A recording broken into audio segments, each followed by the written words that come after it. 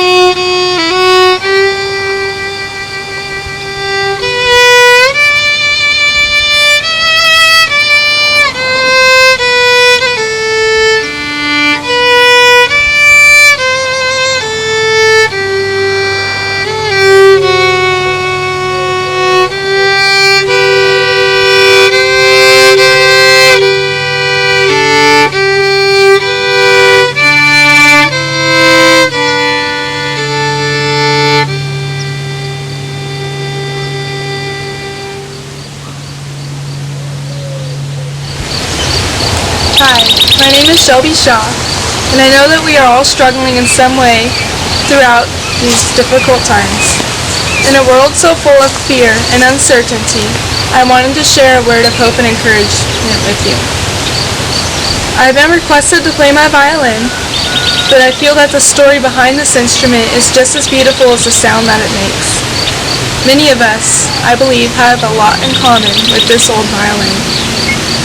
This old violin is a special one. More than 200 years ago, her maker created her with a beautiful purpose. Many weeks and hours he spent laboring on her. He carefully and intricately carved out every little feature and meticulously put everything in its place. As he added the finishing touches and stained the wood of his masterpiece with a varnish, this old violin's purpose was made known. She was made to sing, and so she did. Throughout the years, this old violin endured a lot. Placed in the hands of many musicians, she sang. Her sound resonated far beyond the ears. It touched the hearts and the souls of those who heard her voice. This old violin knew what it was to be loved, and she also learned what it meant to be rescued. Oh, how I wish that she could speak of the day that she narrowly escaped the blazing flames of the Chicago fire. It is amazing that she is still here today, many years later.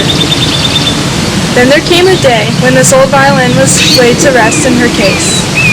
For many, many years she waited. She waited to be loved and to be played. She waited to see the light of the day. but no longer was she treasured in the same way she once was.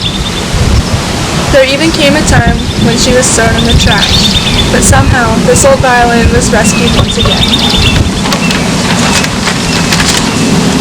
This old violin patiently waited. She was cracked and scarred, dusty and broken. A sorrowful sight the once beautiful and treasured instrument was. That was until one day that beauty was seen beneath the dust and the cracks, and just as carefully and intricately as she was made, this old violin was pieced back together. The moment that she could sing again, she knew that she had been rescued and loved once again. Though she has some scars and some things that some might consider to be flaws, this old violin's purpose still remains the same, and that is to sing and to resonate within the hearts and the souls of all who hear. Her scars do not define her.